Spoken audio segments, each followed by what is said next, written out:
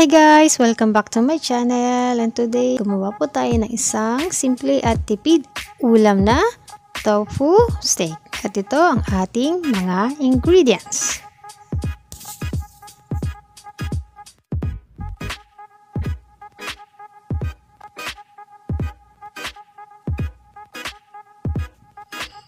And guys, kung bago lang kayo sa aking channel, ako po si Mikaytv Vlogs. Like and subscribe to my channel and click nyo rin notification bell para lagi kayong updated sa aking mga uploads.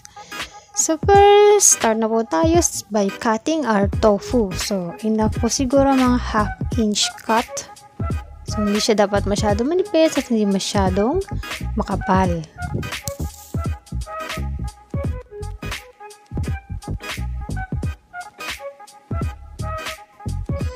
Then, gawa na po tayo ng marination. So, 4 tablespoon ng soy sauce. Then, add natin yung ating calamansi juice. Mix natin. Then, lagyan na natin yung ating tofu.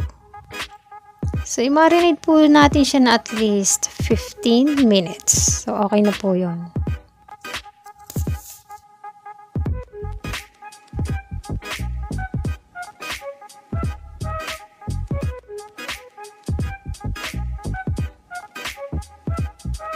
Then guys, after 15 minutes of marination, so ilagay natin siya sa ating flour. So this is for our coating.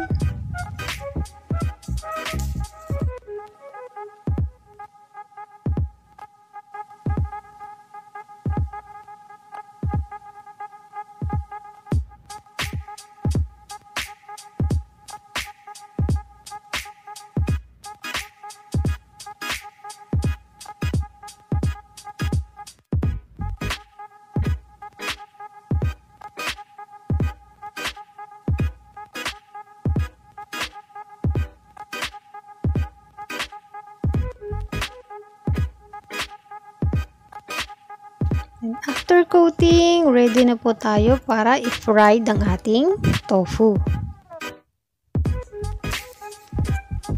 I-fry lang natin siya until it turns to golden brown.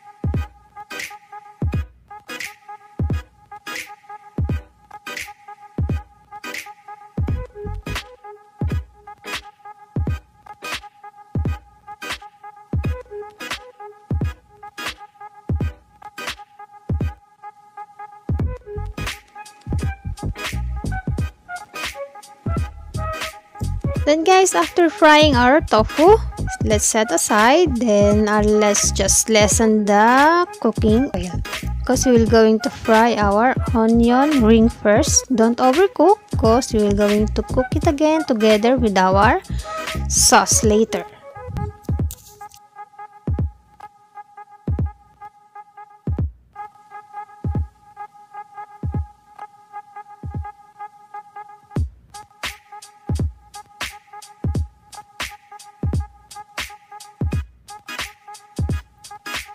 Then, let's set aside it.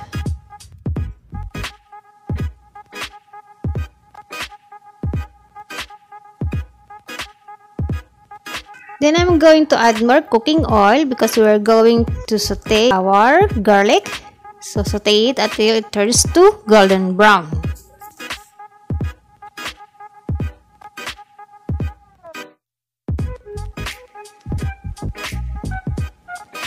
Then we can add now our onion.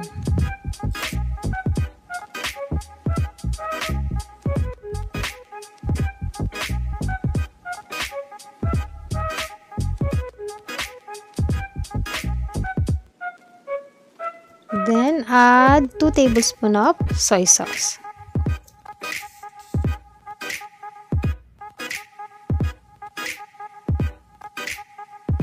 Then add 1 cup of water.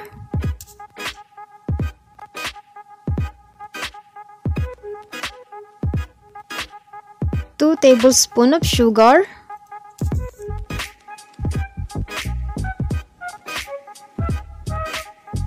and we can add our marinated sauce from our tofu.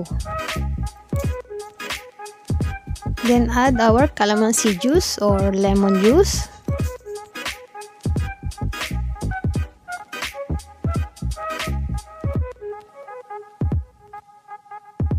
And black pepper.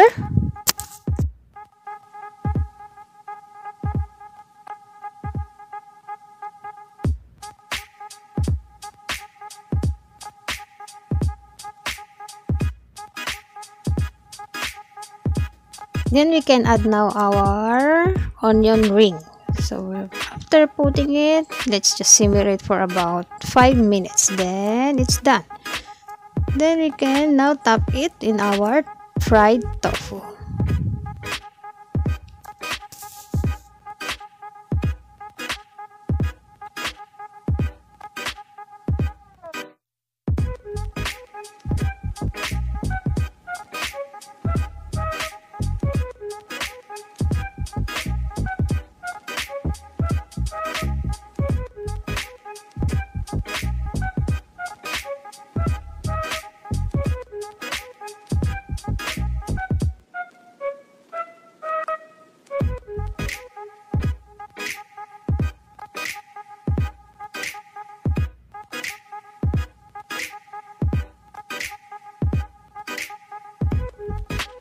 Here we go guys, ito na po ang ating tofu steak. So pwedeng substitution sa pork or chicken, pati sa meat. So very affordable yet masarap siya. So pwedeng sa ating pamilya. So until here guys, thank you for watching our video, and if you like it, please like and subscribe. So see you in my next video. Thank you and God bless us all.